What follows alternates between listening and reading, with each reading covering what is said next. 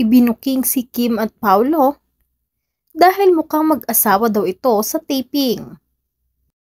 Mukhang mas komportable na sina Paulo Avellino at Kim Chiu sa pagsasama nila sa What's Wrong with Secretary Kim kesa sa linlang. Tila mas nakilala na nilang isa't isa. Sa Mediacon ng What's Wrong with Secretary Kim ay panay ang biruan ng dalawa. Kinilig tuloy ang mga fans. Natanong nga sila kung ano ang mga traits na ina-admire nila sa isa't isa. Natatawang sabi ni Kim, pogi siya. Dagdag pa ng actress, alam niya yung ginagawa niya. Very consistent sa trabaho and parang we share the same passion. When it comes to work, saka parehas kami ng gusto. So nakakagulat na parang boy counterpart ko siya. Paglalarawan ni Kim sa leading man. Hirit naman ni Paulo. Siya raw ang low-bat version ni Kim. So parang nakaka-amaze na makita ng boy version mo.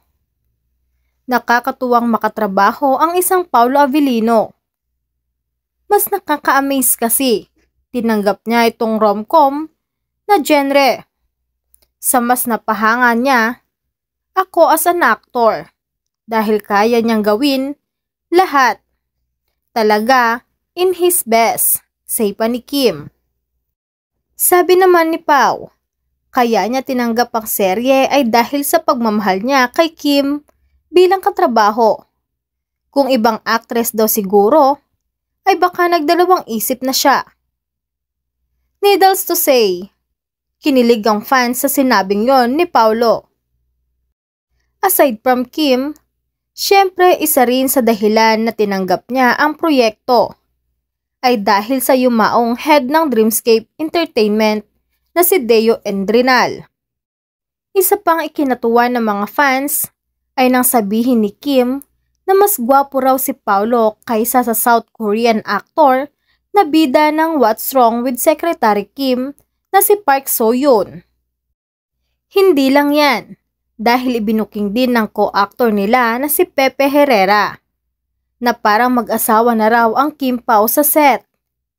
Sigawan ng fans, at hindi naman nag-deny sina Kim at Paulo. Magsisimula na sa March 18 ang What's Wrong with Secretary Kim sa VIU streaming app. Bukod sa casting ni Chiu at Avellino, hindi pa nailalabas ang iba pang detalye tungkol sa Filipino remake. Gayunpaman ito ay nakatakdang ipalabas ngayong 2024.